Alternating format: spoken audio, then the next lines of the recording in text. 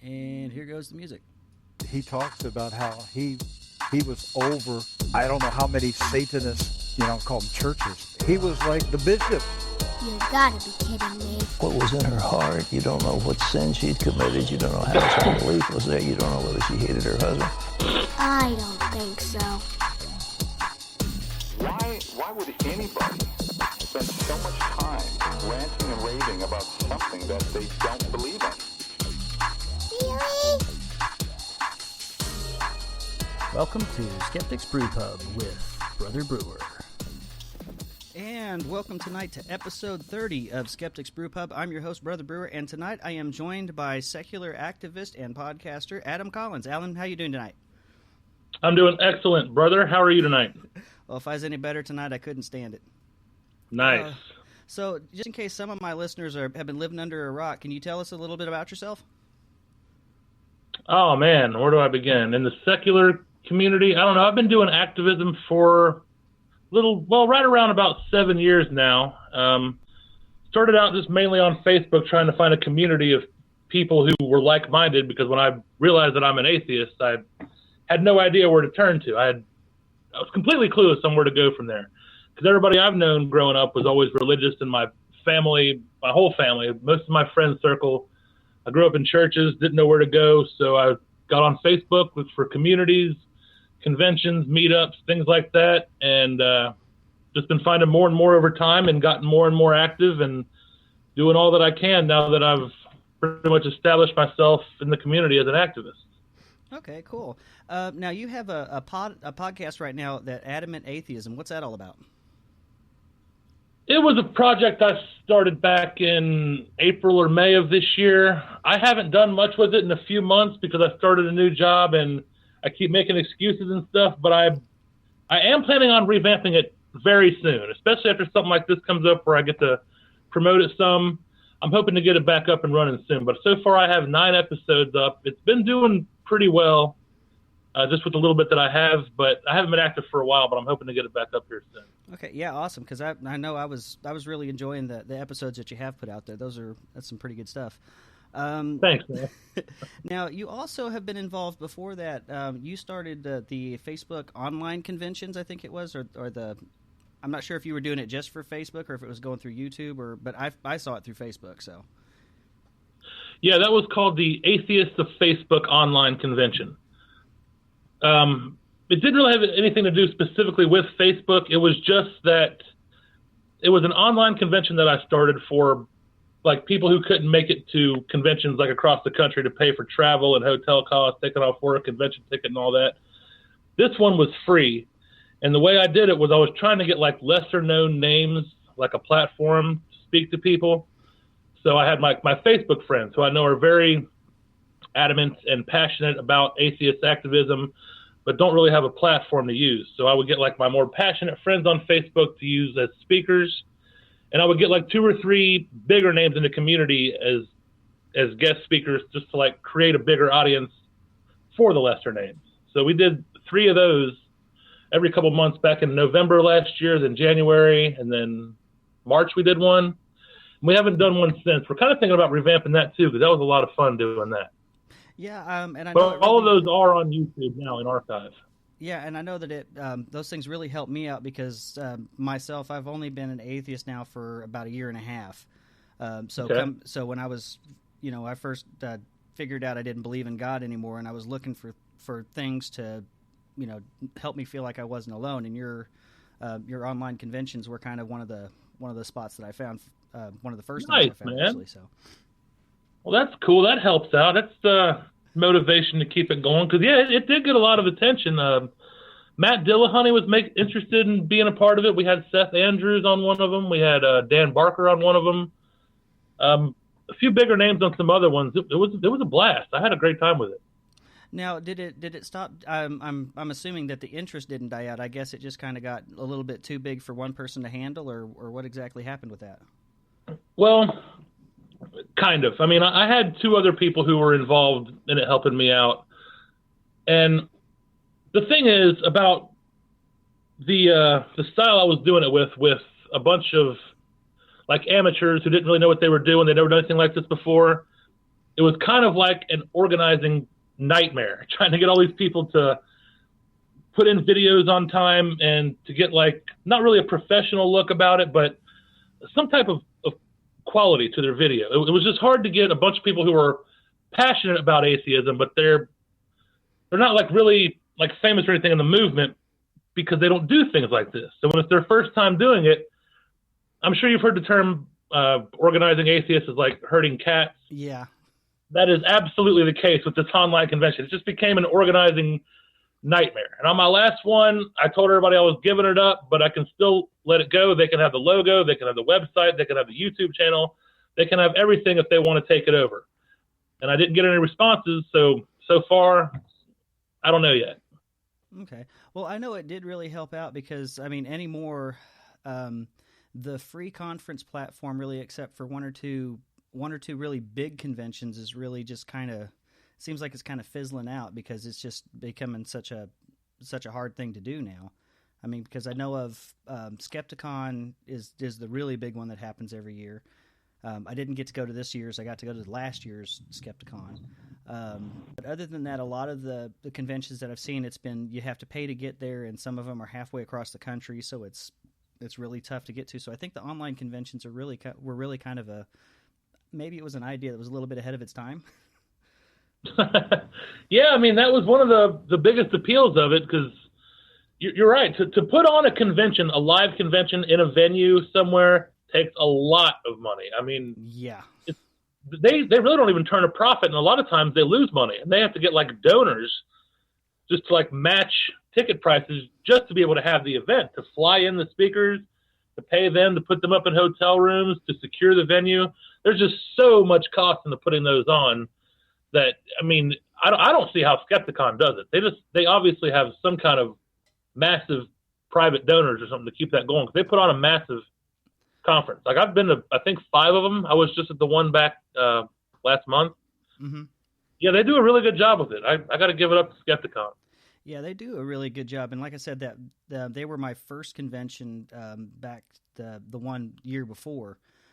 So that was, that was another thing that was really nice. But it seems like, because I know ReasonCon is coming up over in North Carolina.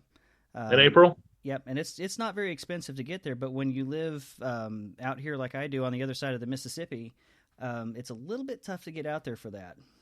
And there's not. We did the humanist group that I'm a member of did Logicon back in April of this year. We had a few speakers like Dan Barker and Jerry DeWitt and J.T. Eberhard. David Smalley was out here, so I do know a little bit about what it's like to try to put one of those things on. Sure. And but the online was, I mean, it was a really good. Now, what gave you the idea to kind of do it online? I mean, because I know you said you thought maybe there was a need, but was it just that you couldn't get to these conventions either, or were you just trying to network, or how did that? Well, how did you come up with the idea? I've actually had a lot of luck with getting to conventions, because for 4 years I was an over-the-road truck driver. So if I needed to get somewhere, I would just tell my company, hey, I need to be in this city on this date. And they'd pay me to drive there. So it was easy for me to get transportation. But what it was, the main thing that started was actually Matt Dillahunty sort of gave me the idea. One day, I knew that the Reason Rally was coming up. This was last year in September. Yeah, I knew it was coming up, and I wanted to be a speaker at the Reason Rally. I just wanted to throw my hat in the ring and see what would happen. So I started an online petition to get me a speaking spot at the Reason Rally. And I got like a shit ton of signatures. I think I had like 77 signatures within like the first hour it was up. And then Matt Dillahunty messaged me on Facebook, and he said, Adam, I know you're trying to do good here, and I support you, but petitions literally never work. All they do is just put pressure on the organizers, because everybody wants to be a speaker, but they're only going to pick the cream of the crop. So I'm like, all right. So then what do you suggest I do? And he said, well, maybe just try starting something of your own and see what goes on from there. But since I was a truck driver, for me to tell when I'm going to be home. Like, I can schedule home time when I'm on the road, but there's no guarantee that I'm going to be back. And if I plan a convention or something and I can't make it back, the whole thing is just fucked. So instead of doing that, I just got the idea, well, I'm always online in my truck. I always got an internet connection in my truck. So I'll start something online. That way I can at least take the day off when I'm on the road on the day of the convention. I can plan the whole thing from inside my truck, get everything organized just from inside my truck, no matter what state I'm in. And it just went from there. It was just out of necessity pretty much because I couldn't do anything at a live venue. It was all done out of the back of my truck. So that's the only way I could do it. Well, I will say that the episodes that I saw of the online convention were really well put together. I really liked watching them. Now, you also went to the Reason Rally. You did actually wind up getting to go to the Reason Rally this year. What was that like?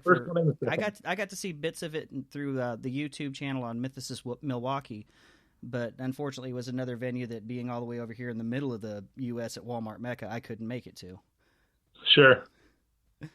Yeah, it was a blast. I mean, the first one was incredible. It was like when I first started getting into activism.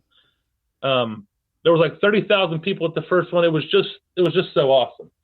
The second one I thought was just as good, but it had a lower turnout for a lot of different reasons. But I still had a great time with it. I recorded some video with some protesters. I met probably 100 plus Facebook friends on the day of the rally, then the after parties, and the day before and after.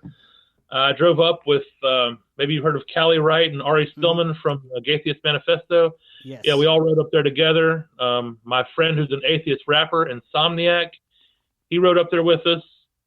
I don't know, I just got to meet and hang out with a bunch of atheist friends and just networking and communicating and shit like that. It's just what it's all about. It was the greatest time of my life, pretty much. Awesome. Now, were you there when Eli Bosnick did the Lick Heard Round the World, or did you miss that? I saw Eli quite a bit at the Reason Rally, but I missed him hanging out with Ray Comfort, but I've seen the pictures. A lot of people got to see Ray Comfort. I was one of the few people who didn't actually get to see and fuck with Ray Comfort. Yeah, that would have probably been the highlight of my visit there, because I'd have loved to just gone at it with him, but he's pretty dishonest though, because from what I've heard, he does a lot of editing to stuff to make you look like an idiot, even if you know what you're talking about. Yeah, he does. He edits to like create straw mans and try to make us look stupid by twisting words around, and it is dishonest. And any Christian who's honestly like trying to seek any kind of truth is getting betrayed by somebody they trust when they do something like that. It's just disgusting. It's dishonest. I don't know. It's frustrating, people like that. I probably wouldn't have been very nice. I would have been nice, but very sarcastically nice to Ray if I would have met the guy. Other than actually before I became an atheist, the only time I had ever heard of Ray Comfort was with his Banana Gate with him and Kirk Cameron. That's what he's most famous for. He's the Banana Man. Mm-hmm. And he's actually tried to walk that back and said that he was joking about it. But that's bullshit. At the time, he was being completely serious. He can try to walk it back all he wants. Nope, I ain't buying it. Yeah. So speaking of which, some of the other fundamentalist activists out there, how many of them do you think are really, at least the big names, are really sincere about their beliefs, or do you think all of them know that they're full of shit, or is it just? It's hard for me to say. I can't say I know what their real intentions are. I know that what they believe is bullshit. So if they honestly believe it, they're going to have a hard time selling something that's bullshit without being at least a little bit dishonest about it. But I think from their perspective, maybe the ends justify the means. If they have to bullshit or lie or twist the truth in a way to get people to accept Jesus, they probably think that's for the greater good. And I know there are a lot of scam artists out there who are in it just for the money. But I used to be a super hardcore Christian, and I'm positive that not all of them are fake. I know a lot of them honestly believe it, because I was right there in their shoes at one time. So I don't know what the percentage is. I know that there's just a mixture of both. Okay. Yeah, because for me, I mean, I had like a 1-year stint as a fundamentalist Southern Baptist in college, and growing up in a Pentecostal home, I pretty much gave up on at least that much of the bullshit by the time I was 12. I just couldn't get rid of the God part of it. Sure. But so for me, hearing a lot of these guys, and it's like if I could figure it out that young, some of these guys have got to know that they're preaching bullshit. Like Jim Bakker, for instance. I do not believe at all that man is sincere. I just cannot. It blows my mind to even think that man is sincere.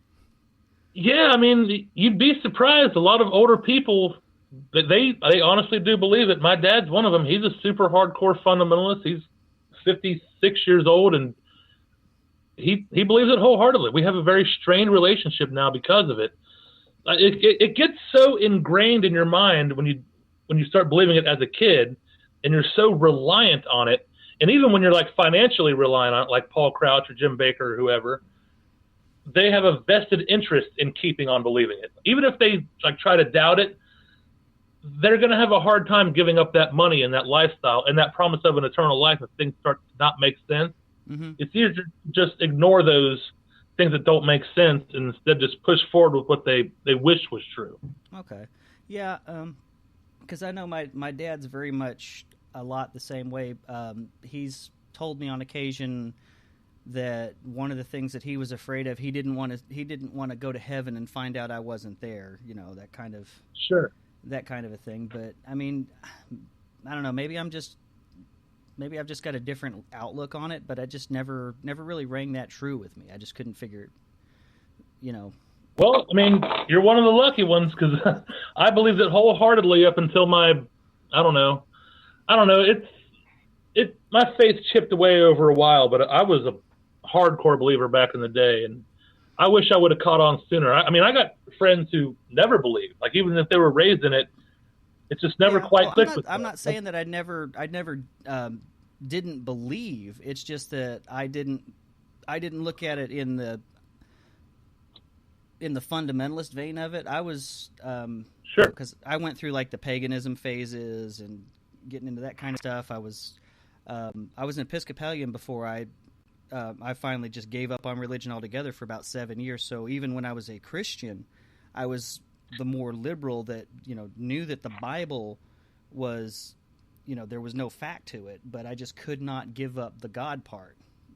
I mean, even after I gave up everything else in there, including being one of the few believing Christians that was a mythicist, if you can believe that. That was the one part that I just could not shake for the longest time. But was just the God belief itself? Yeah, just the belief in some kind of a higher power, some kind of a sure. God out there. That's usually the last thing to go for most atheists. Like people who are atheists who used to believe, that's usually the last part of it. I mean, it's unheard of that somebody goes from hardcore believer, fundamentalist to atheist just overnight. It's usually a process, and their faith or whatever will dwindle down from being hardcore to not so much to more liberal to maybe like a deist before they take the step and just say, I don't believe it, I'm an atheist. Because I don't know, being raised to believe that way, it's just so hard to let go of thinking that something created this whole thing. Something has to be out there to create the whole thing. And once you realize that when you're saying that it's just an argument from ignorance, that's really hard to comprehend and get in your head. But once you get in there, it's not that hard to take the next step and just say, okay, maybe there is nothing out there. Mm-hmm. Yeah. So now you said that you had grown up a believer before. How long have you been an atheist? What was your deconversion story? Oh man. How much time do we have? We got all the time you want. All right. Okay, yeah. So I was raised with my mom's dad was a Methodist minister, and my mom married into a family of Catholics. And my dad got saved when I was 5, when he was divorced from my mom. He had like a big time come to Jesus moment after he was big into drugs and alcohol and everything, so he cried out to Jesus or whatever and got saved. And he just became a super hardcore fundamentalist evangelical Christian, like super conservative and everything. So I was getting it from all three sides. My mom's family with the Methodist stuff, my stepfamily with the Catholic stuff, and my dad with the fundamentalist Christian. So I was just surrounded my whole life around it. And I because of my extreme personality, I bought into it wholeheartedly. I mean, that's what I spent my whole life around. Like I would try to like go on the playground at school with a Bible and preach on the playground to people trying to save souls and shit, because I knew it was my mission to save as many souls as I could, because that was my purpose for being alive, was to bring people to Jesus. And when I started to realize that more and more, that the burden is on us to save all these people, I got to do whatever I can to save as many people as I can. So I started studying apologetics and trying to learn arguments for Christianity. And I would try to learn like atheist arguments so I would know how to counter against them. Mm-hmm. And like Matt Dillahunty has a similar story. And like he says, it backfired spectacularly. Because the more you learn about this shit and the more honestly you pursue it, you just realize it doesn't make any sense. And the deeper you get into it and the more like in depth you get into these arguments and the logic and rationale behind the whole thing, eventually I had to make a choice. What am I going to do here? Am I going to go with what I've always believed, or am I going to go with what is apparently the truth? And since the ultimate truth was always my goal, like when I was a Christian, I knew that I was right. Nobody was going to tell me any different. I honestly knew it. So I went into this with a biased perspective, trying to prove what I already knew was true. But since my bias was always toward the truth, ultimately, when my faith started to crumble because of the actual truth and the actual evidence and actual reality, that's when I had to decide, what am I going to do here? Am I going to go with what I've always believed, or am I going to go with the evidence, the truth? And it was like a 7-year battle. I mean, I went kicking and screaming, but ultimately I had to give it up. It was the only honest thing I could do. And honestly, I'd like to believe that I'm still on that journey. If there is some kind of evidence that pops up that there is a God, I'll listen to it and I'll go right back to believing if that's the case. But for now, the only honest thing I can do is not believe. If I said I were to believe right now, just like out of desperation, it wouldn't be honest. It wouldn't be true because I don't believe it. Right. I think that's also something that's pretty hard for people that are believers to understand too. That when you get to that point, it's not really a choice anymore. I mean, they like to think that you chose not to believe, but it's that you you just have learned enough that you just can't. I mean, it's like, you touch the stove and you find out that it's hot. It doesn't matter. When you see it, you know that it's hot, and you can't unlearn that little bit. Because for me, I mean, for you, it sounds like it was, it was a long journey, but in my own, I had the double battle of, I had a more of a deistic idea of God as opposed to, I still believed in a personal type of God that paid attention and such. I think that everybody that believes at their most basic level believes in that. But when I put thought into it, it was more of that deistic kind of amorphous, you can never really, like Dan Barker calls it, trying to nail Jello to the wall kind of God. Sure. So that was, for me, that was why I think for the longest time it was so hard to shake that belief, because I could just kind of shape God in however form that I needed just to hang on to that belief. Exactly correct. Whereas somebody that's coming from a more fundamentalist background, they have this rigid, strict idea of who God is. So when that crumbles, there's nothing behind it. Right. So in some ways, I do envy the fundamentalist Christians, especially. I hate to say it, but especially when it comes to like funerals and when you've got a loved one that's either dying or has recently died. Because you want to believe in that. You want to know, but you just can't. That's easily religion's biggest selling point, is you get to see your dead loved ones after you die. When you die, you get to be reunited in a magical, happy land forever. Mm-hmm. That sounds awesome. So I understand why they want to believe it and why they hold on to it so tightly, because it's devastating that's not going to happen. When I die, that's it. And when my loved ones die, I'll never get to see them again, and that sucks. Mm-hmm. But reality doesn't bend towards my preferences. It doesn't give a fuck what I want to be true. what is true, regardless of how pleasant or unpleasant it is. It's a harsh reality. It sucks, but that's the way it is. Yeah, and it is a tough thing to swallow sometimes, and I think for me at least, because a friend of my wife's that she worked with died like right within a couple of weeks after I deconverted, and when I talked to her, I was like, whether you want to believe in a afterlife or not, just thinking about the lessons that your friend taught you and the experiences that you had with him are going to live on in you. And that stuff, sure. And some of that stuff you're going to pass on to our kids who are going to pass that on. So in that sense, that person is still going to live on, even if it's not, in a way that's tangible. So in one sense, they're not really gone.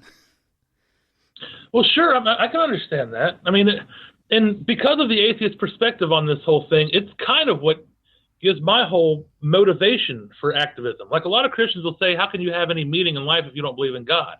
And to me, that is so backwards.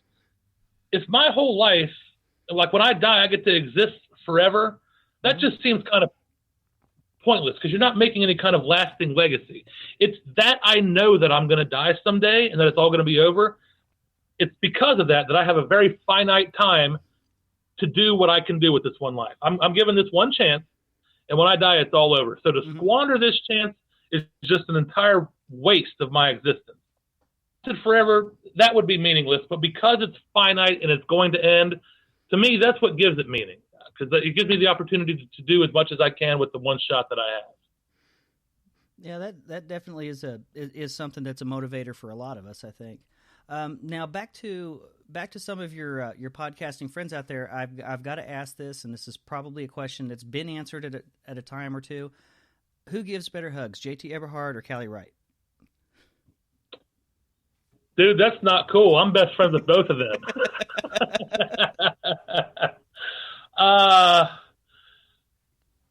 They're about even, but Callie gives better kisses because JT refuses to kiss me. All right. Well, that's about as good an answer as any, I guess, and you're nice and safe now. Best I can do. So I did see that you said you were an over-the-road trucker and now you're teaching. How's that going for you? Yeah, I'm a truck driving instructor now. I love it. It's probably the best job I've ever had. It's very rewarding. I've always wanted to do some kind of teaching to help improve and enrich the lives of people who want to do better for themselves. Like I've always wanted to be like a science teacher or professor, but since I suck at like schoolwork and I procrastinate on everything, I don't have the drive and the motivation to stick with college to get all the credentials necessary to teach that kind of stuff. So I have to settle for a truck driving instructor, which is fine because it's still people who go to that school go because they want to do better for themselves. They're trying to improve their lives.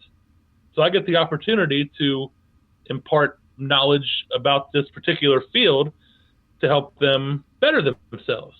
And when I see them coming in and they don't know shit about the industry, and as they get frustrated, but they continuously improve and get better and better at it, it's just the most rewarding feeling in the world. Seeing people improve and better themselves and go on to get a fulfilling and well-paying career later on, I love it. I mean, it doesn't really pay that well. It pays a lot better to be a driver than an instructor, but I'll take the pay cut for the rewarding feeling I get of seeing my students succeed. Well, awesome. Yeah, because for someone like me, I don't think I would do very well as an over-the-road trucker. I could barely drive a Humvee, so, you know. I am one of the few people. Whole different lifestyle. Yeah, I am one of the few people you will ever meet that has actually gotten a Humvee stuck. How the hell do you do that? Let me put it this way. I buried that joker up to the axles in the mud. Jesus Christ, dude. We had to use a winch to pull it out of there. I mean, it was in four-wheel load. And this was the military-grade diesel Humvee four-wheel drive, and I got it stuck good. Yeah, I wouldn't go sharing that with the world. It's out there now. That's all right. I'm not in the military anymore. I don't care. Awesome. Oh man. So with Adamant Atheist, are you going to how soon are you looking at possibly bringing that back? Or are you looking like maybe middle of the year next year? Or? Man, I want to bring it back now because since I did my last episode, it was when the Ark Park first opened. The Ark Encounter. Mm-hmm. I did that. I went through the whole Ark Park. I did a whole episode about it. It got to be really popular, and I haven't done one since. And since then, I've just done so much shit that I could do episodes about, but I haven't yet. I think my biggest thing, and it just sounds like I'm making excuses, and maybe I am, but I'm in a house with a bunch of people. Like my sister, like a bunch of people live here. My sister lives here. She just had a baby with her fiance, and there's just people always in and out and up and down in this house. I can't really get much quiet time, and usually I'm like really loud and obnoxious on my podcast sometimes, and I don't want to disturb them. They don't want to disturb me. I got to get the hell out of here and get my own place here soon. And I'm working on that, and it'll hopefully be within a month. And once I do, you can expect episodes to churn out more often when I have my own spot. Awesome. Pretty much. Well, that's why I've got mine sitting in the garage here, is because I've got two youngsters. My brother-in-law moved in about 2 years ago. Is staying with us, and so it's a nice full house here too. Sure. Yep. So I moved everything into the garage here, and aside from the street traffic, every once in a while, it's a lot easier. I can get loud and obnoxious in here, and nobody cares. That's awesome. Yeah, if I had something like that, I could probably churn out more episodes. But then again, I might find another excuse not to because I'm just horrible with procrastination and shit. Oh man, you gotta throw one out there though, because I mean, I really enjoyed the episodes that you did put out, and I'm also enjoying a lot of the stuff that you're putting out on Facebook. For the listeners out there, if you want to see someone who can start a shitstorm with the best of them, Adam here can do it. Yeah, I don't even try to most of the time. I just put something on Facebook. It doesn't matter what the fuck I put out there. There's going to be a nuclear fucking holocaust on every single one of my posts. I will never forget your Buffalo Bill or your Buffalo Bob impression last year. that was something that set the inner tubes on fire. Yeah, for some reason when I post pics like that, they're a hit. I don't get it. I don't think I'm very attractive. I'm fat, but people like that kind of stuff for whatever reason. So every now and then I'll just get a wild hair and I'll just go with it and post. I'm just scrolling through, and all of a sudden there you are in all of your glory, and I'm going, "Whoa! What the hell did I just click on? I'm at work. Let's minimize the screen. Holy shit!" Yeah, it catches people off guard, but it gets a hit. So whatever, I'll put it out there. I ain't worried about it. That it does. Now, do you still engage a lot of people as far as I guess what they call the street epistemology or proselytizing? Do you try to get into a lot of debates with people on the street, or not so much anymore? I used to a lot, but it's mostly a fruitless endeavor that just ends up with both of us being frustrated. There's a difference between arguing and debating and having a discussion. If somebody wants to have a calmed, reasoned discussion with me, I'll talk to them all day long. If all they want to do is we're just back and forth, yelling out talking points, shouting over the other, just circle jerking, trying to get our own points out, I got better shit to do. Like if somebody wants to engage in a conversation with me and they're like a Christian or whatever, the first thing I'll say is there anything I could possibly ever say to change your mind? And if they say no, you could never change my mind, I'm like, all right, discussion's over. There's no conversation to be had. This is pointless. But if they say, maybe, I don't know, let's try it. If they're at least willing and open to hear me out, then yeah, I'll talk to them all day long. But as far as debates and arguments goes, unless there's an audience present, I don't bother with it. If there's an audience present, I'll entertain the conversation because maybe I can have an impact on an audience member. But if it's just me and some dude on the street, I got better shit to do. No thanks. I used to do it all the time. I just got too frustrated. Yeah, I think that's one thing too that a lot of folks forget is that when you're talking to somebody that's like the street preacher or such like that, they do have an agenda. Even if they try to tell you that they don't, they want to save your soul. They want to convince you that they're right, so that they, so you're already at a handicap there. But I think sometimes you can actually work that to your advantage, especially if you ask the right questions. You can beat them in an argument, but it's not going to matter. They don't. all they're thinking is that the devil is clever, and the devil has clever ways about beating arguments or whatever, and that it's using the knowledge of the world. And they could think that they might have lost the argument, but that's not going to shake their faith, especially to a street preacher, because he's not interested in changing his mind or considering an alternate perspective. He's interested in preaching and getting his message out there. And if he gets pushed back, all he sees that is the devil challenging him. Mm-hmm. Pretty much unreachable. Yeah, here there's one guy in particular that likes to show up at the pride rallies and stuff, and he's always wearing the bright orange Turner Burns shirt and screaming into the PA system. And I don't know how many times I've wanted to stop what I'm doing, walk up to him and just give him a hug. Just say, man, we love you anyway. You just... Yeah, I mean, I do that. I was just in Seattle last week, and I went to a Seahawks game, and there was two preachers out there screaming in the megaphones with their God hates, I don't think they had God hates fag sign, but it had a lot of these lists of people who are going to hell. And I kind of wanted to argue with them, but not really, so I just went up to him, put my arm around one, and snapped a selfie with them and smiled while they were screaming into their megaphone. I'm not going to change these people's minds, so I'm just going to make fun of them online instead, whatever. Yeah, and that's something else. I think wasn't it Hitchens that said that ridiculous ideas deserve to be ridiculed? Absolutely. Yeah, they do. They're out there asking for it. If they weren't out there preaching, I wouldn't mess with them. They're the ones putting themselves out there. Sure, I'll do what I can to counteract that shit. Yeah. Okay. Well, let's go ahead and I wanted to ask you because I'm starting a new thing on my podcast of I'm calling it the Bozo of the Week. You've got Ishmael Brown's got his fuckboy and such. Well, I'm starting the Bozo. Okay. And, so who in right now in your area do you think would deserve the Bozo of the Week award? Donald Trump? I don't know. Yeah, but that's to me. I think I'm actually going to name him as the Bozo Emeritus. Kind of okay. Like you got kind of like how Benedict's the Pope Emeritus. He's going to be the Bozo Emeritus. He's too easy to hit on because he's always fucking up somewhere. Oh man, I don't have anybody off the top of my head. Is there like a list to pick from? Well, I'm going to give you three. You probably haven't heard of two of these because they're local here to Arkansas. But one of them is that we have a congressman from my area by the name of Steve Womack, asshole extraordinaire. He is a colonel in the U.S. Army. He was the mayor here, and then he got elected into Congress.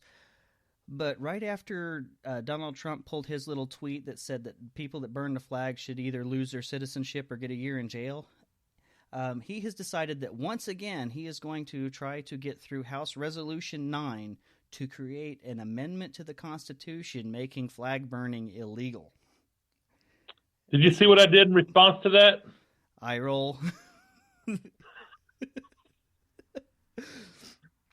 But yeah, he's decided, and he actually has a radio spot that he does his Washington update, and he said that he's going to throw it through again because blah, blah, blah. And it's like, this is this is just basically political masturbation at this point, because that your constituents are going to be okay with this. So there's plenty of other things right now. You guys have got all the power. There's all kinds of shit that you can do to make things better, and you're going to focus on this bullshit. They're going to focus on something that the Supreme Court has already ruled on. They can't usurp the Supreme Court. And you're right, they can do it for political masturbation purposes and jack off on their constituents to get them to love them more. But it's just you're right, masturbation, because the Supreme Court already ruled on it. You can't override a Supreme Court with some state law. The only way that you can do that is what he's trying to do, which is get started the paperwork to actually put in a constitutional amendment for it. So which would good luck, dude. Yeah, good luck with that. But that's what he's decided to waste his time on. The Arkansas Supreme Court, this actually has made national news within the last week. Arkansas's state Supreme Court decided that they were going to overrule a lower court and uphold the law that demands that same-sex couples are not able to have both parents on the birth certificate. It has to be the father, the biological father, and the mother. It can't be the couple. And so that's actually made national attention and is causing a shitstorm. Of course. And when I first saw the argument and thought about it, I said, well, I can see an argument for it because you want to know who the biological mother and father are in case there's some kind of genetic diseases or something along those lines that down the road somebody might want to look for. But in the case of a same-sex couple, they know who that other parent is. They're going to be able to provide that information. I'm pretty sure the kid's going to know, who the sperm donor or the egg donor was in that case. So there's nothing there. But the other thing is that when you look at, heterosexual couples that are married, they don't have to say that, well, father and mother are the biological father and mother on the birth certificate.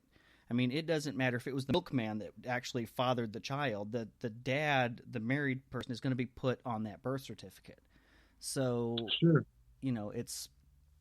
it's not it's another case of discrimination in Arkansas, and I have a feeling it's probably going to go up to the circuit courts here before too long. That was my second one, and then I have a third one that one of our state reps has decided to try to put a law through the state legislature to ban any kind of foreign laws like Sharia law for having any sway in the state of Arkansas.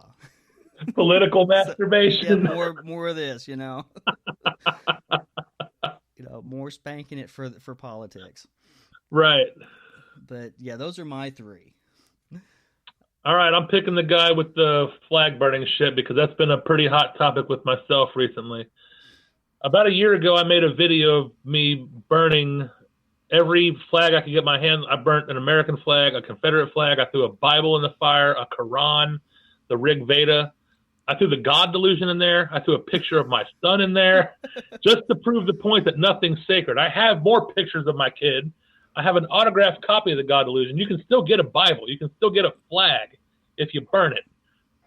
That symbol, just to hold that kind of shit sacred, I don't know, just to me seems petty and ridiculous. So when Donald Trump just said that a couple days or a week ago, it inspired me to step it up a notch. Not only am I going to start burning flags more, I'm starting a porn business where me and chicks are going to fuck and desecrate the shit out of the flag in our videos. And I put out a casting call on Facebook last week, and so far I have 14 women interested in doing this. So starting next month in January, I'm going to create a whole new genre of flag desecration porn. Oh, man. Well, I'm definitely going to have to update my subscriptions in on Pornhub. I'm going to have to update my search terms for that. Yeah, that's going to be fun. I'm hoping that's going to be what finally gets my break. Oh, man. Yeah, I when I first heard Steve Womack throwing that out on the radio, I mean, I got pissed. And it wasn't just because the idea of, something being held sacred. I don't give a shit. To me, sacred anymore is, whatever. But the fact that he was a colonel in the U.S. Army. He has served to uphold the Constitution. He took an oath to support and defend the Constitution, and here he's going to try to circumvent that shit. Just, all of that he took an oath to protect just because somebody did something that put his panties in a wad. And I, as someone who also served in the military, it pisses me off. I'm sure. Because I don't give a shit if it. Yeah, sure. I get upset if someone burns a flag, because to me that is a symbol of something not necessarily sacred, but it's something that's important to me. But I serve to give you the right to do that. It's like Voltaire said, I may not agree with what you're saying or what you're doing, but I'll fight to the death for your right to do it. Sure. So to me, it seems like a really big double standard, and it really pissed me off. But for me, I think that the Arkansas Supreme Court was the one that for me just really was the double decker on that one. And I think for me, that one's the winner, because it's just another way for this state to do gay bashing. I mean, and it's Arkansas has here in the buckle of the Bible Belt. It's been, if it's there's a holy trinity of politics: God, guns, and gays.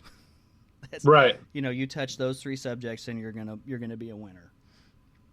And it's just, to me, I am very much, I'm very strong for LGBT equality in particular, and that's just because I've got so many friends and family that are either gay, lesbian, or transgender. And so it's personal to me. And it really, really pisses me off, even more than flag burning thing, for someone to say that they don't count or that they're not as good. Right. Which that's what a lot of this shit is too. Is it's saying that you are our second-class citizen. You're not as good as we are just because you happen to love someone that's the same gender, or you feel like that your body does not match what your brain says you are.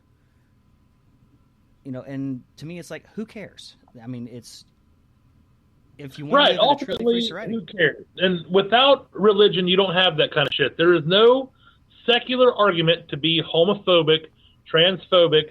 It all stems from religion. So when you get religion out of the fucking equation, all that homophobic, transphobic shit just goes right out the window. Religion is the problem. And Arkansas, like you said, in the buckle of the Bible Belt, is among the most religious states, like next to Mississippi and Alabama. Yeah, we like to say thank God for Mississippi. Down there, man. Yeah, right. That's our mantra here, is thank God for Mississippi. That's awesome. Because they always wind up, it's either thank God for Mississippi and Oklahoma usually, because those two tend to beat us out in most shit. But I mean, this is the one where we had Orville Falba standing on the steps of fucking Central High School to keep black kids from going to school, or to keep black kids from coming into school. So, that's our claim to fame. We had him standing on the courthouse steps. He called in the National Guard to keep them out, and I think it was President Truman overrode him and had the National Guard actually escort them in. So, right. That's our big claim to fame here in Arkansas. That and Walmart. Yeah, in Bentonville. Mm-hmm. Yep, Walmart Mecca is what I call it. Yeah, I used to deliver there quite a few times. Yep, and I think all roads here lead to Walmart. You couldn't sling a dead cat without hitting a Walmart here. we have the Walmarts. We have the Walmart Neighborhood Market. They had Walmart Expresses out here. I mean, I've got 5 Walmarts within walking distance of my house right now. Yeah. Yeah, I mean, Walmart used to be my home away from home, because I would try to avoid truck stops like the plague, and I would park my truck in a Walmart parking lot a few times a week and just spend the night there all the time. That's when I thought Walmart.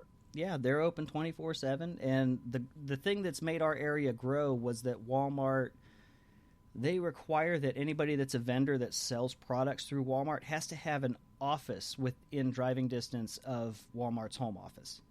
So we've actually, so we've actually got satellite offices for Sony, for DreamWorks, just every major company. If they sell something in Walmart, they have to have an office here in town. It's required. I had no idea. Mm-hmm. So that's why I call it Walmart Mecca, because everybody has to eventually come here. Just like Mecca, they gotta come here to worship at the shrine of Sam Walton. Sure.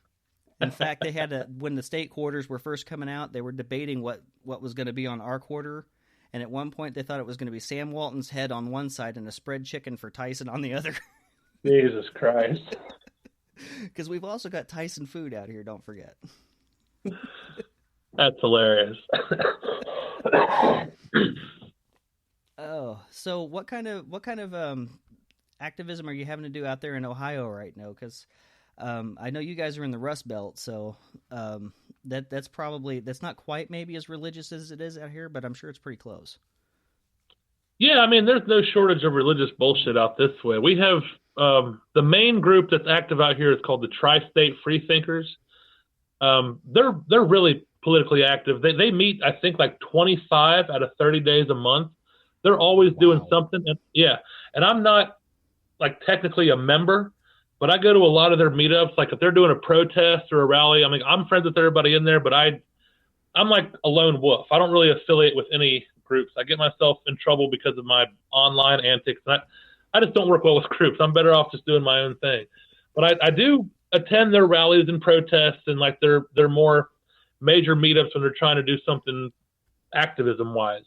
And they're really active. They put on a conference this year. They did the Ark Encounter protest. That got a lot of media attention. Sometimes they put up billboards, and that gets a lot of attention that sometimes they get taken down because the owners of the billboards themselves get like death threats if they want to rent out space to the tri-state free thinkers. They rally for Planned Parenthood. They do they do Trump protests when he comes to town, because he comes here a lot for whatever reason. So yeah, when I'm out in public, like they were at the Pride Parade this year, they had a booth. I was hanging out with them there. I worked security at the Pride Parade. Anytime there's any kind of like political or religious event that I can be a part of, I try my best to be. And I'm actually making a run for city council next year, because they hold their election in 2017. I don't know what my chances are like because of my online personality, but I got to give it a shot. I got to do something. Yeah, I'm thinking about actually doing the same thing on my end, but I'm not going to go for city council. I think I'm shooting more for the school board to start with. Nice. Because I think it's, especially with who Trump has decided to put in for Secretary of Education, we're definitely going to need somebody in there. Because I don't know what this man is smoking right now. I'll be honest with you. Yeah, it's devastating. Like every time he picks a new department head, it just keeps getting worse and worse. So I feel like instead of just doing what everybody else does and just bitches on Facebook, maybe fucking do something.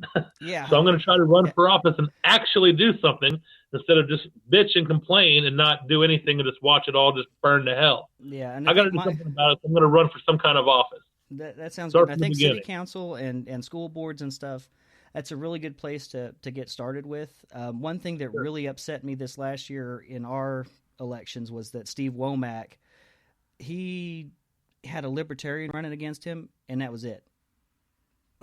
He really didn't have any competition. So we definitely need a presence here, in Northwest Arkansas for that, because he didn't have any competition. Another fundamentalist, Bart Hester, did not have anybody run against him. And there were a lot of elections here that the Republicans went unopposed. When it came time to vote for sheriff in the primaries at the beginning, there were no Democrats. I couldn't vote in my own sheriff's election because there were no Democrats. See, that sucks to be like, because that's kind of like having a monopoly. Like, I can't blame the Republicans for going unopposed. It's not their fault that they're unopposed.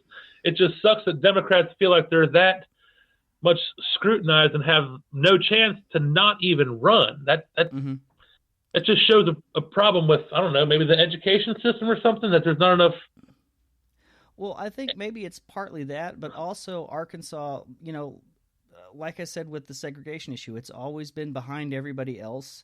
I mean, we elected Bill Clinton, sure, but that's because that was still in the era of what they call the Southern Democrat, the Dixiecrats, that pretty much were Republican in everything but name. And over the years, the Southern strategy, they finally switched over. And so now this state is just as red can be. I mean, even Fayetteville, which is the big college town here, is pretty much purple. So, wow. Yeah, but that just goes to show you, like with a better education system, if that's a college town and they're purple, at least they're leaning towards the right way enough to even it out some. Exactly. The more educated a population gets, the more liberal they become. Conservatism dies out with education. It's in Republicans' best interest to keep people stupid. It is, and I have to wonder sometime if that's not part of the plan, is just to keep the education system to teach people just enough to be able to do jobs, and that's it. Sure. That seems like that's been the goal forever. Yeah, that's why they push creationism and anti-global warming. That they want to just get rid of science, and we'll teach fairy tales and just keep people stupid so we can hold on to power. It's like cartoonishly evil. It's like Disney villains. It's just ridiculously stifling kids' education to hold power. Exactly. It's ludicrous. It is, and sometimes I just don't know what else to think of it. I mean, because you'd think if these people had half the sense, they would understand that if they're screwing up the planet, or if they're screwing up, I mean, especially with the backlash of getting Donald Trump in there now.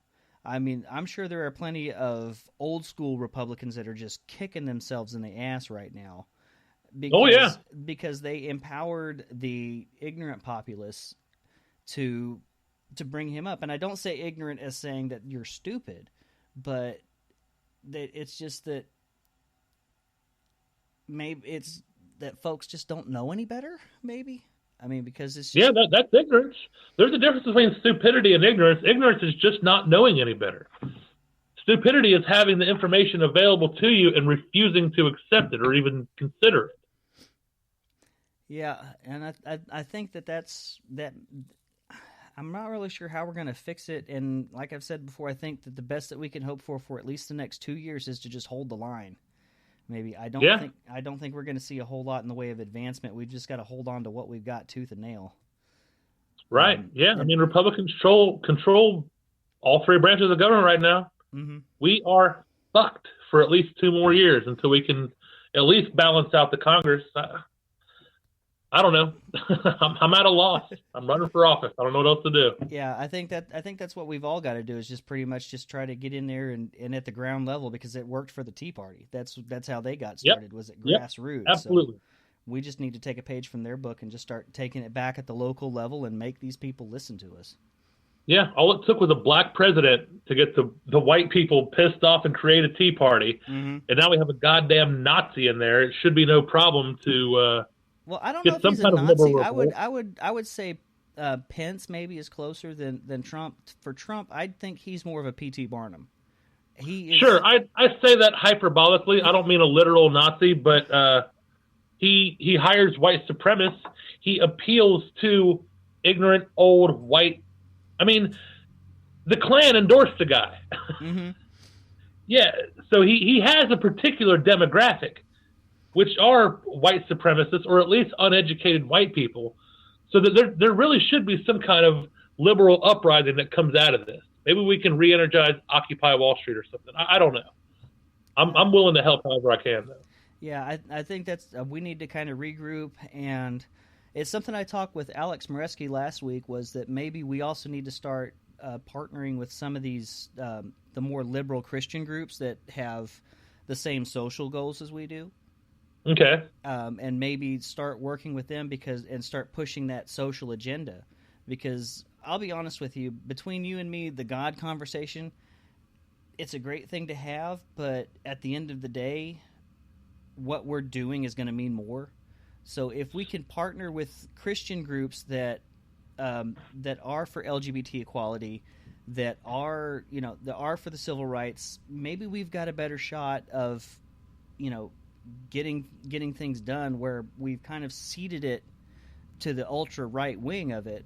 And yes, I understand that the more liberal and moderate Christians give cover fire for those fundamentalists, but at the same time, these are the voices that we're going to be able to reason with. They're not the street preachers that we talk to. These are people that, aside from believing in God, believe in a lot of the same things that we do as far as social. So maybe we need to start trying to partner with them on some of these things. Okay.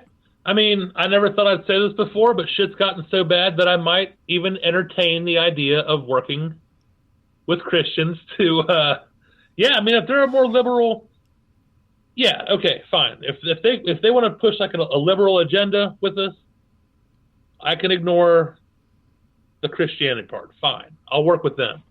Because something's got to happen. I have to compromise somehow, apparently, because shit's gotten really bad. Yeah, I think that maybe some of us are gonna have to just, bite our tongues and just work with them on this part. Even if at this point, I think we need to put the whole God or no God debate kind of to the side just a little bit and say, look, we all want these same goals. This is what we're working for. You want this, and we want this. Let's work together on it. We can fight about whether or not God exists later. That's fair. That's... I mean, I'm willing to make that compromise if it helps make any kind of progress. Sure. Yeah, and I think that may be the future of it, but time's going to tell. Though it could be that I'm wrong, and we just have to fight the whole thing, but well, I mean, we're at a point of desperation right now. Shit's gotten that bad to where if I got to compromise some aspect for the greater good, then that's what I got to do. Okay. Well, I think we're going to need to wrap this up here because it is starting to get close to that hour mark. How can people get a hold of you or follow you if they want to know more about what you're doing? Yeah, I mean, you can find me on Facebook. I'm very active on Facebook. That's where I do most of my networking and stuff. Just look up Adam Collins. I'm on your friends list. My show's page, it's called Adamant Atheism. You can find that on Facebook. There's a logo right there. It's Adamant Atheism, the name of the podcast. You can find that on Spreaker, iTunes, YouTube, wherever you can find any kind of podcast. My city council page is Collins for Council 2017 on Facebook. You can email me at adamantatheism@gmail.com. Any way you want to get a hold of me, ask questions, any kind of help I can do with organizing, anything I can do to help out, you just let me know. This is what I dedicate my life to, is activism. I'm super passionate about anything I can to provide help. So, yeah, just hit me up. All right, awesome, man. Well, I'm going to go ahead and let you go here. And when I come back, we're gonna go ahead and go a little bit more over the bozos of the week here that I've already put out here for you, but just to let the folks know who the winner and runners-up were. And I'm also going to make some announcements about what's going to happen with my podcast next week. I am going to say that I've gone ahead and I've put links to your Facebook page and to your podcast on the show notes. Cool. And if you can send me a link to to your city council page, I can go ahead and put that up there too. And then that way it'll be there where people can see it when they want to go for it. And we'll just go from there. Sweet. Thanks, dude. Thanks for having me on, man. Oh, thank you for coming on with me. It's been a real pleasure talking to you and actually talking to you and not just hearing your voice out there or seeing your naked body up on the inner tubes. Awesome. Well, thanks for the opportunity, man. I really appreciate it. Definitely. And I am looking forward to desecrating the flagborn too. So keep me posted. It's coming. All right, man. It's We'll coming. talk to you later. All right. See you, bud. All right. See you later. All right, well, we're going to go ahead and take a break, and when I come back, like I said, we'll make a few announcements and then wrap up the show. Hi, I'm Trav Mamone. And I'm Morgan Stringer. Do you like drunken rants, major shade throwing, and semi-funny skits? There we go. All right, well, we're all Do you set, often find yourself reading the news and thinking, are you shitting me? Then check out the Bi Skeptical podcast. Every 2 weeks, we discuss politics, religion, and current events from a skeptical point of view. You can find us on iTunes, Spreaker, and Stitcher. Check us out, because in the end, we're all a little bi-curious. I'm Dustin. And I'm Wesley. We host the Atheist Nomads podcast. We're godless geeks who take a skeptical look at politics, religion, science, technology, and history. We also interview leaders in the atheist, skeptic, and humanist community. Check us out at atheistnomads.com. That's atheistnomads.com. Do you know where Saskatchewan is? Probably not. It's in Canada. If you do, you might know a city named Regina. In Regina, there's a studio. And in that studio, there are, at least once a month, a bunch of skeptical atheist geeks and goofballs who get together to do a podcast. We are the Brainstorm crew, and we're trying to help spread a bit of reason and critical thinking while still having fun. Never taking things too seriously, but still not accepting everything we're told. We go through different topics, exploring them in depth, and often disagreeing. We try to stick to provable facts, and we never trust in myth. That's why we say we're woo-free since 2013. You can find us on iTunes, Stitcher, or Spreaker under Brainstorm, or check out our website, brainstormblog.net. I can't promise you'll always agree with us, but I can promise you'll have fun listening to us. I'm Daniel Radcliffe, and I believe that reaching out for help is the bravest thing a person can do. If you are struggling and need support, call the Trevor Lifeline at 1-866-488-7386. It's free and confidential, and trained counsellors are there to listen 24/7 without judgment. To learn more about the Trevor Project's life-saving work for lesbian, gay, bisexual, transgender, or questioning young people, go to thetrevorproject.org. Today in school, I learned a lot. In chemistry, I learned that no one likes me. In English, I learned that I'm disgusting. And in physics, I learned that I'm a loser. Today in school, I learned that I'm ugly and useless. And in gym, I learned that I'm pathetic and a joke. In history, I learned that I'm trash. Today in school, I learned that I have no friends. In English, I learned that I make people sick. And at lunch, I learned that I sit on my own because I smell. In chemistry, I learned that no one likes me. In biology, I learned that I'm fat and stupid. And in math, I learned that I'm trash. The only thing I didn't learn in school today... The only thing I didn't learn today... The only thing I didn't learn... is why no one ever helps. Kids witness bullying every day. They want to help, but they don't know how. Teach them how to stop bullying and be more than a bystander at stopbullying.gov. A message from the Ad Council. Have y'all ever wondered what it's like to be a redneck with empathy? Have you never heard of a Southerner who isn't a blathering bigot? Well, have I got the show for you. It's the Podunk Polymath Podcast, hosted by myself, Chris, and it's the sentiments of a secular, sarcastic, screwed-up Southern SJW and Skeptic. You can find me and the show on iTunes, Stitcher, YouTube, or your favorite podcatcher. Y'all stop on by and take it easy now, okay?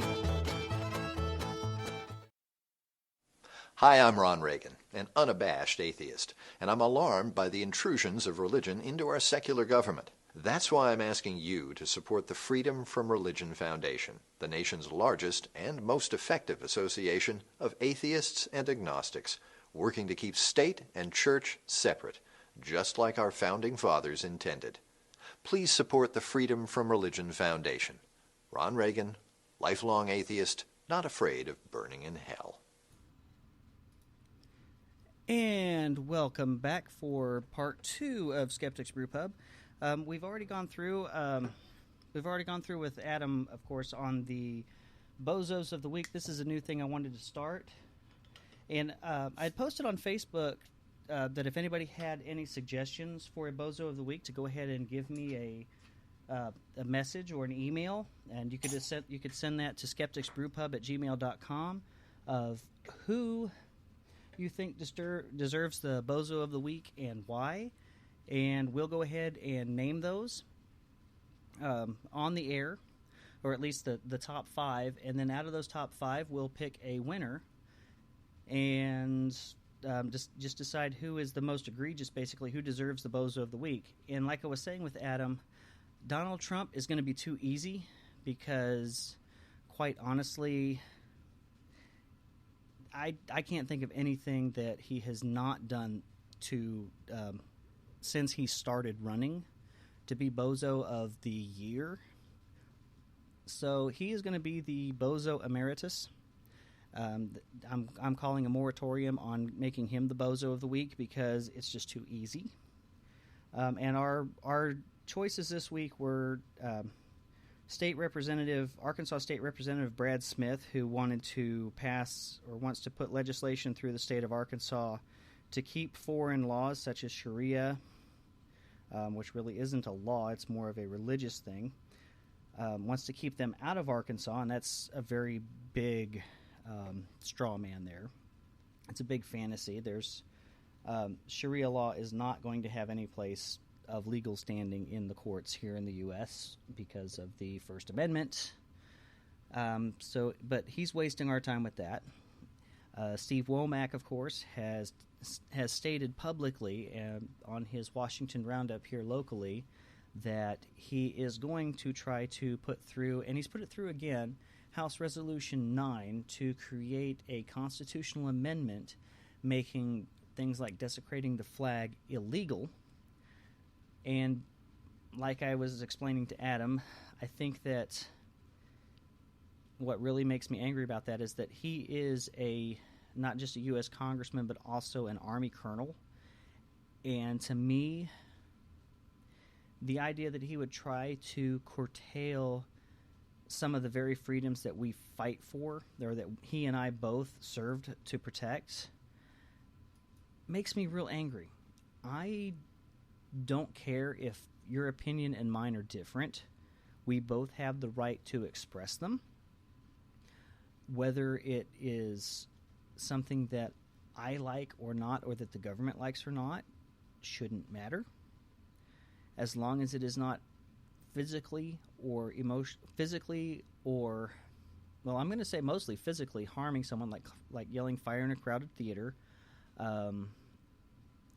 I think hate speech needs to be curtailed to an extent, but something like flag burning, where you're making a public statement that is designed to piss off the establishment and get attention, that kind of stuff falls right under the First Amendment. And for him to fight that, I think, goes against the very oath that he took to support and defend the Constitution. And then there was the Arkansas Supreme Court. They set forth a decision this week that overruled a lower court that upheld a law that demanded that same-sex couples have to have a court order to put both parent names on the birth certificate, to put both the spouses' names on a birth certificate of a child. Now, as I was saying with Adam again, I can understand from a medical standpoint why that might be necessary, but in the case of same-sex couples, they know who the other biological parent or donor is in this, and they're going to be able to make that information public. So, and they're going to be able to share that information. So this idea that, if it may be for medical reasons is bullshit. It's completely bogus. Plus, you're not asking married couples that are not in a same-sex relation. You're not asking heterosexual couples to put the biological parents on the birth certificate regardless. You don't have to put that the milkman was the father of the child, or, when it's whoever the mother is married to gets put on that birth certificate in heterosexual couples. So it shouldn't be an issue. And yet it is here in Arkansas. And because of my personal stance when it comes to marriage equality and LGBT rights, I have to say that Bozo of the Week is definitely going to go to the Arkansas State Supreme Court. So they are the winners tonight for the Arkansas State Supreme Court, and we will go ahead and announce that. They are bozos. That's something that we're going to be adding, like I said, to next year. This will be the last episode of 2016. I'm going to go ahead and take a couple weeks off. We're going to do some revamping of the podcast. I'm going to be moving from Spreaker. The live show will still happen, but it's going to move to YouTube. And there will be a link on the webpage and in Facebook and on my Facebook page for the show to let you know where that's going to be. We're also going to move to Blueberry from Spreaker. And again, this is more because of money issues than anything else. Spreaker has it's not something that I can fit into the budget, so wherever I can cut a little bit and still keep the same quality, I'm going to. And that brings me to the goals this year. This coming year, I'm hoping that I can at least make this podcast self-sustaining.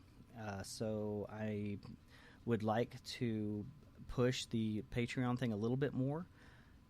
I'm going to add into that, like I said, to be self-sustaining, I'm looking to make no more than $25 a month on this. And that pays for my Spreaker fees, or for my fees for hosting and for the website. And so in order to do that, for patrons, I'm going to add a couple of goals. That at the $1 level, you become known as a pub patron, and I will list you on the website. I will go ahead and give you a shout out at the end of the episode, and you will definitely get our gratitude for it. At the $2 level, $2 per episode, you will get you'll be lifted to what's called the certified Lush level.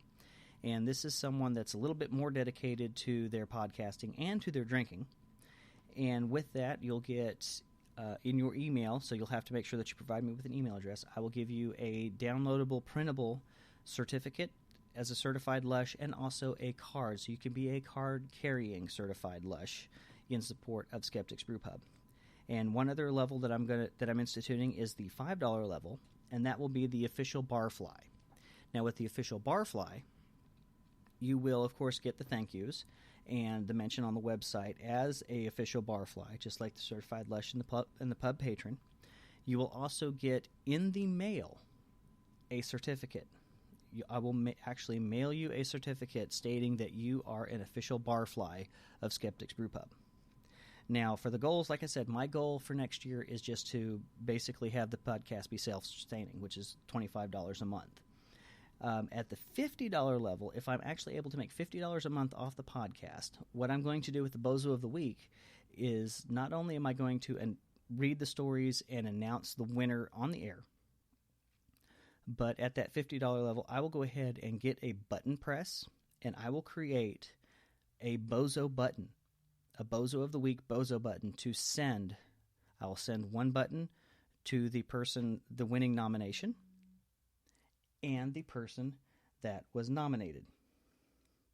So you'll get, so if you're the winner at the $50 level, or if I get that $50 goal, you will get a button if your nomination gets the win, and the person you nominated is going to get the button and a certificate and a letter stating why they were nominated. So I think it's a very good way to go ahead and protest as well.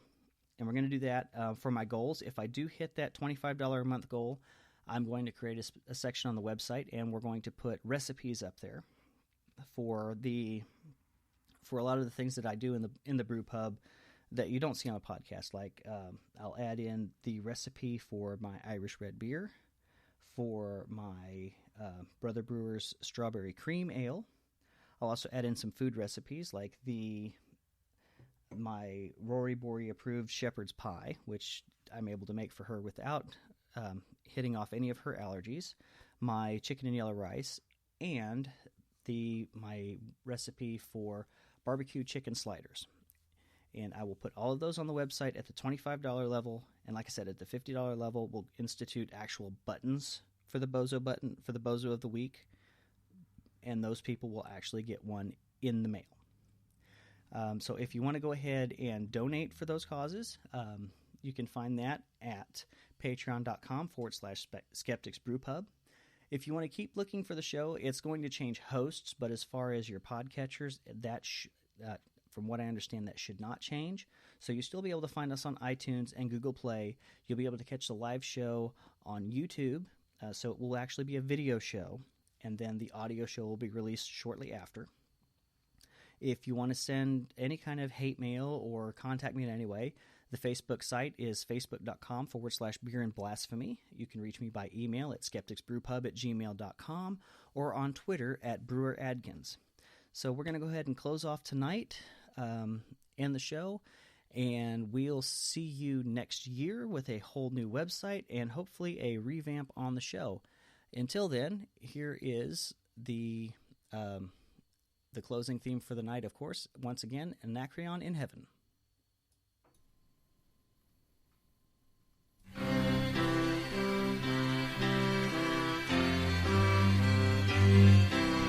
To Anacreon in heaven, where he sat in full glee, a few sons of harmony sent a petition that he their inspirer and patron would be.